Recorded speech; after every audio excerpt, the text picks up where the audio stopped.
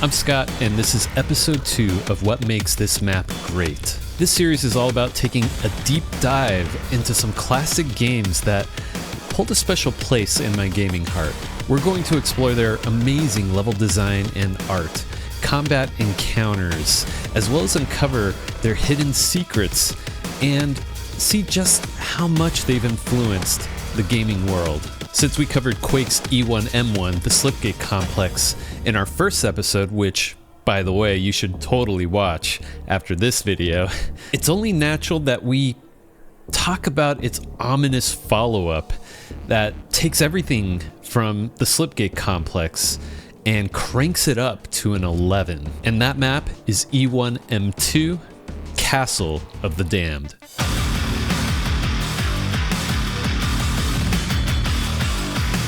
Quick housekeeping, I can't use Quake's original music soundtrack in my videos anymore, as Universal Music Group claims the copyright every time, so sorry about that.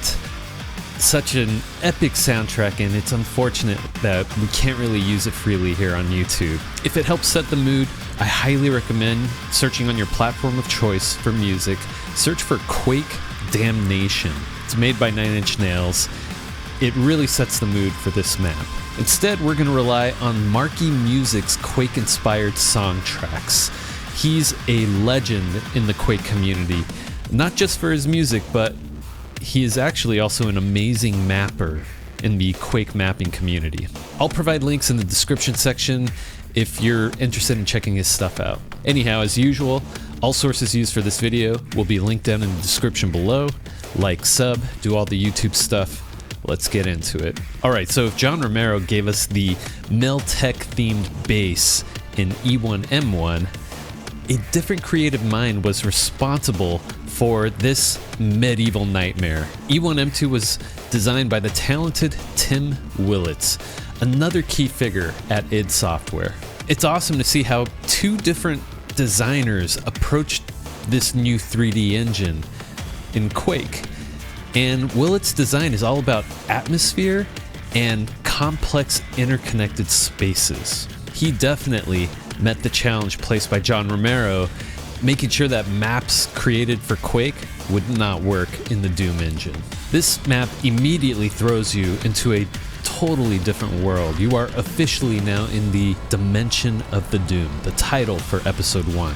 We're leaving the Meltech base behind and fully embracing the medieval dark fantasy theme that defines Quake's first episode. It's a deliberate design choice that instantly sets a new, more horrifying tone, especially with the new enemy types that you'll encounter in this map.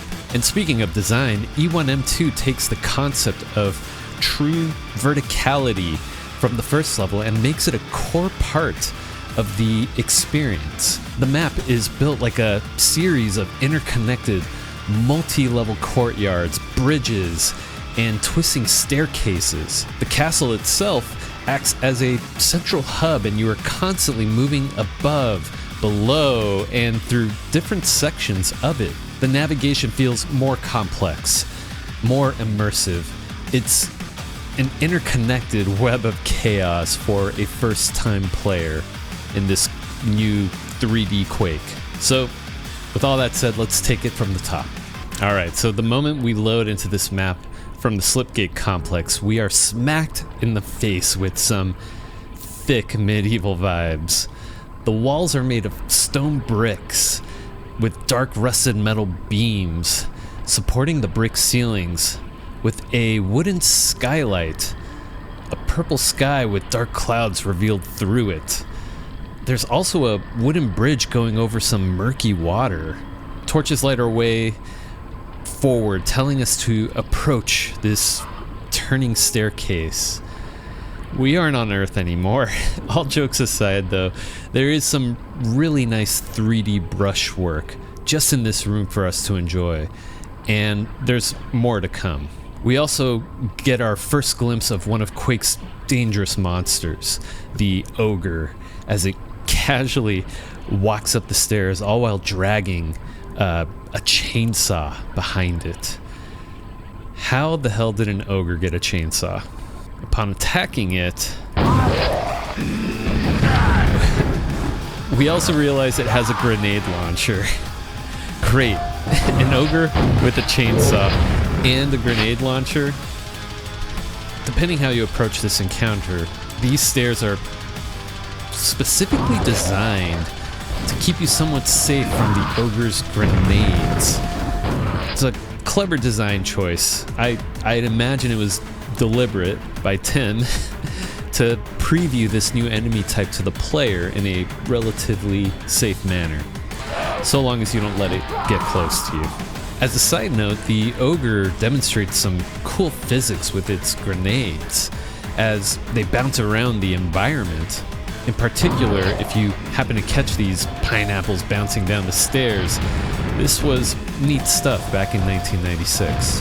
Okay, so I reloaded the map and I've allowed the ogre to travel up the stairs out of sight.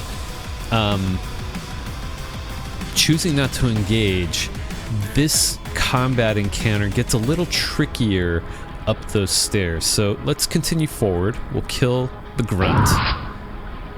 It's watching these stairs. We'll circle back to this room because one of the first secrets in the game is right here. But let's move forward and go up these stairs, and the space immediately tightens up. And this makes fighting ogres actually quite challenging because you're limited in space. You're forced to get a little closer, therefore you're facing its chainsaw, and if you back away a certain amount of distance, it's gonna start shooting grenades at you. Grenades in a tight space are a little tricky, but I'm a bit of a Quake veteran, so it's fairly easy for me. So yeah, this small room here really escalates combat encounters for the player. But before we move on, let's notice some of the detailed brushwork in this space. There's wooden support beams in the corners, a metal rafter with hints of a wooden roof above it just outside. Sort of hints that, you know, we're inside an enclosed castle and there's a roofing system with all these layers of 3D brushwork. And again, the purple sky just looks so cool. Another reminder that we're not on Earth anymore. Okay, so this is kind of a major combat encounter early on in this level. Upon engaging this ogre, we woke up a grunt that was patrolling the metal bridge here. And we've also made this other grunt alert. This behavior was present in Doom, waking up monsters in adjacent rooms if there aren't any blockers in the way. The sound from your guns essentially propagates through these spaces. In some instances, though, like this ogre up ahead, he must have a very specific flag set on him where he does not wake up or get triggered by your combat sounds, unless you do direct damage to him, which now he's mad. And he's throwing nades at us.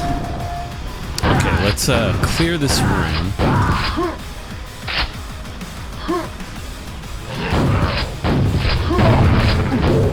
I tried to jump over the grenade. You can do that.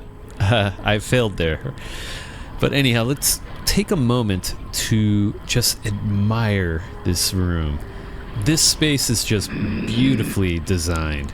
There's this metal bridge held up with giant wooden beams and a red stained glass window to lead your eye across the bridge.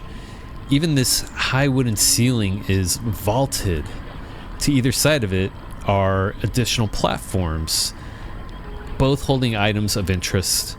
You've got a blue armor on one side and a double-barreled shotgun, which, if you didn't find one of the secrets in the prior level, you don't have the double-barreled shotgun at this time.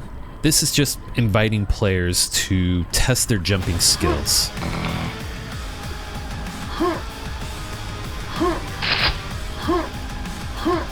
And there's even a water pool down below.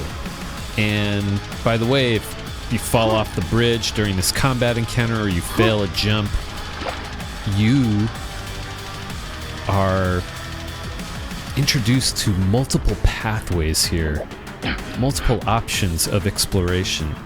Here, there's an elevator tucked in the corner, easy to miss if you're new to the game. But this brings you right back up. You know, upon seeing this, it really leans into that castle vibe. Like, maybe this is this underwater cistern, sort of a network of tunnels leading all throughout underneath the castle. With all these options, I'll show you the best option to take here. So let's realign ourselves with this space from the bridge, looking at the stained glass. You drop in, make a 180 turn, and you'll want to take this path. And this takes you to the first secret of the game, or this level, I mean. And real quick, that secret is also accessible from this first room that you first spawn in. If you dive into the water, this wall has a green discoloration. Hit it, it opens up, and it's another way to access this secret. Like I said before, so many interconnected rooms in E1M2. Now, from here you've got multiple choices, right? You can take this route, which leads you to a combat encounter, but I want to try and keep things a bit more linear. I have a sort of prescribed pathway that takes you to a key that you need to open a door, and it all loops around, it all connects. So let's backtrack to the bridge room, and we'll take the water route, take the bridge. Here we are.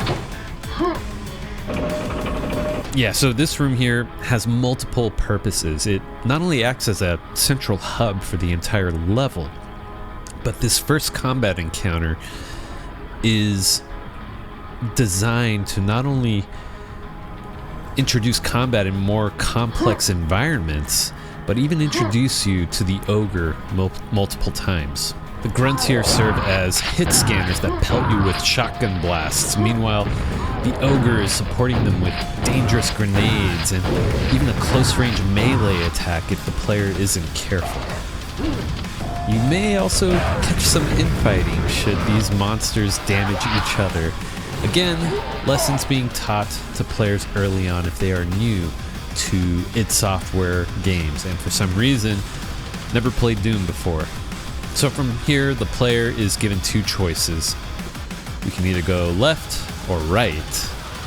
And to streamline things, like I said earlier, we're going to choose left. We can pick up some health if we took some damage as we branch off from the main bridge area, only to find another bridge system that seems to challenge the player with their navigational skills while dealing with an ogre. We jump over the nade and take care of the threat. Should the player misstep off of this bridge, then they end up in the drink underneath. This is where the player will learn to navigate their way back to the center hub using the waterways underneath to access this elevator and backtrack. It's kind of a form of punishment, but save your tears. This is only E1M2. So once we eliminate the ogre, we are presented with our first trap setup in Quake. A perceptive player will notice these rusted metal contraptions on the walls. And if you step forward carefully, the trap actually activates fairly early, so all you really need to do is time the pattern of the sounds and the visual cues, and you can cross safely.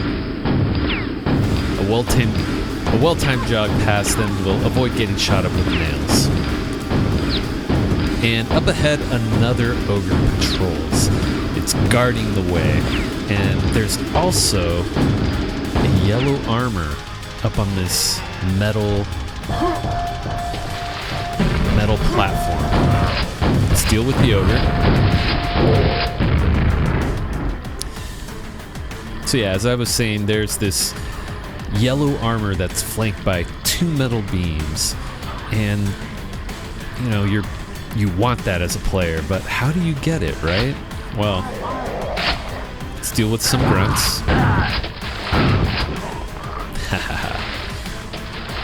This is a lesson designed to teach the player to always be observant, be perceptive, look at your surrounding environments, and naturally your eye should be pulled towards this glowing orange tile within the bricks. And something we've been taught earlier in E1M1 is that you can shoot triggers. And shooting that trigger gives us access to the yellow armor. But you'll want to be careful here because this will require some careful jumps to avoid falling back under the bridge. But look, don't worry. If you fall in, you can always backtrack your way to that central hub that we talked about earlier and make your way all the way back here again. Hey, if you've played Dark Souls, you're pretty familiar with making that run back to get your souls after dying.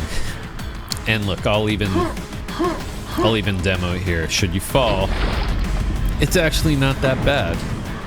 This door opens up and reveals another secret. Taking the teleporter, we're back in a familiar room, that central hub we've been talking about. You've got the armor, health pickups and stuff, and now we can backtrack our way over the bridge, past this spike trap, and back to the yellow armor room. So now we take these winding stairs upwards, which provides a nice setup for another new enemy introduction. The biggest giveaway here that danger lurks nearby is this new texture that stands out from all of the brownstone bricks. You have skulls intricately carved in stone with blood along the bottom corners. Here, Tim utilizes a trigger that gets activated once the player crosses it, lowering the stone walls and revealing to us a group of knights guarding a button. They are quick and they focus on closing the gap so they can slice you up with their bloody swords. This combat encounter can be managed in several ways. You could attempt to utilize this space and strafe around them, just like I did, or you could even backtrack down the stairs that you came from. And this helps put the enemies in single file, making them easy target practice. With the knights dealt with, we now can see that there's a blue key at the end of this room and a closed door, saying that this door is open elsewhere. Well, the knights were guarding something, right? Upon pressing this button on the wall, a wooden bridge crosses the gap, giving us access to the blue key. And where there's a blue key, there must also be a blue door nearby. And this door now opens the way forward. Observant players will also notice that there's a space below this bridge with a platform and some ammo. Remember that secret we found earlier in the yellow armor room? Well, this is another way to discover that secret. Should you hop down to pick up this ammo and health, this door would lower upon approaching this space, which would give you access back to that central hub again. Alright, so we've picked up the blue key. The double doors here have opened, and it has revealed the way forward. This upcoming area has several grunts patrolling the hallways, guarding the blue door. And our last secret for this level is also here, which is subtly hinted by this raised up brick on this pillar.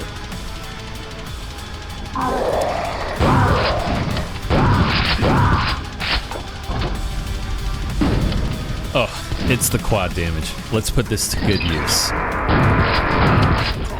So after this rampage through grunts, here's the blue door. We open it, greeted by a friendly ogre, who we eliminate quickly.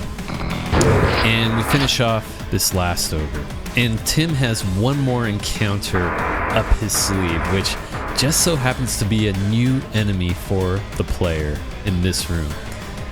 Tim really leaned into the castle aesthetics for this room. Having a tiered fort-like structure with a barred entryway. We're playing on normal mode, but on hard mode, there are 2 additional ogres that utilize the catwalk above, and they just rain grenades down on you from here. In the center of the room, we have a floor button that is slightly raised up from the floor with a glowing pentagram. There's 2 similar buttons on the walls that are glowing as well, flanking the door. As we've been taught before, we can press buttons with our bodies. So of course, you move towards the floor button and stand on it. These 2 blocks raise out of the floor and then move forwards to press the 2 buttons on the wall, which opens the door to reveal the Fiend. It not only slashes at you with its sharp mandibles for arms, but will also attempt to leap attack to close the distance should you try and run away. This space does give you ample room to safely dodge and maneuver around the Fiend.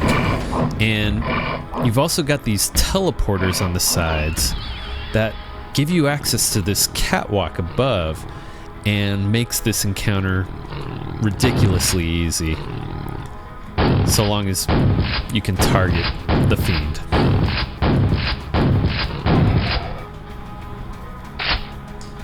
Now with the metal bars removed from the doorway, we can make our way to the exit of this damned castle. But before we do, we've got a couple knights that are guarding the way. Thankfully, knights are pretty easy to take out. And with that, we are introduced to a new type of exit. Tim invites us via a trigger to walk through the archway. This isn't a slipgate like in the prior level, which means we are stuck in this dimension. We have this giant, ominous wooden door with rusted metal bars reinforcing it. The supporting archway is made with bones, maybe a combination of human and ogre bones, since they do seem kind of large. There's tapestries with satanic symbols and symbols we don't recognize. Peeled face skins are stretched out, flanking this giant demon-like goat head. Where the hell are we? Where does this archway lead us? We only have one option: to press forward and walk through. I feel comfortable in saying that this is taking us to an even darker map. But before we go there, we've got the tally screen. I'm slow, but I'm demoing the level. I'm trying to show you guys everything within it. Again, showcasing this wonderful room designed by Tim Willits. But that darker map I was talking about, the Necropolis. This is another amazing map by Tim, which will be featured in our next episode of what makes this map great. So here's the part where I go over some quick trivia about our featured map. This is the only time that you see grunts outside of an id base themed level. I think Tim was using them as environment storytelling. These grunts are the initial wave of Marines sent through the slipgate, and unfortunately, they are now bound to the dimension of the doomed. And while I'm covering the single player aspects of these maps in this series. It is worth mentioning that this was a very popular map to deathmatch in back in 1996. The early days of esports had an epic moment in Castle of the Damned. This map is where Dennis Thresh Fong faced off against Tom Entropy Kimsey during the Red Annihilation Dueling Tournament in 1997. Thresh won 14-1 and was awarded with John Carmack's 1987 Ferrari 328 GTS, which is a ridiculous grand prize. Tim Willits got his start in game development making Doom maps, specifically his Raven series in the early days of Doom 2. He got id Software's attention, and they hired him to work on 2 maps for the master levels of Doom, and eventually also contributed to Ultimate Doom as well. The team eventually hired him into id Software to help design levels for Quake, and that led to a long career working with id Software in various roles. Quake's development was pretty messy, to say the least. In the end, the small team at id Software landed on 4 episodic level progression.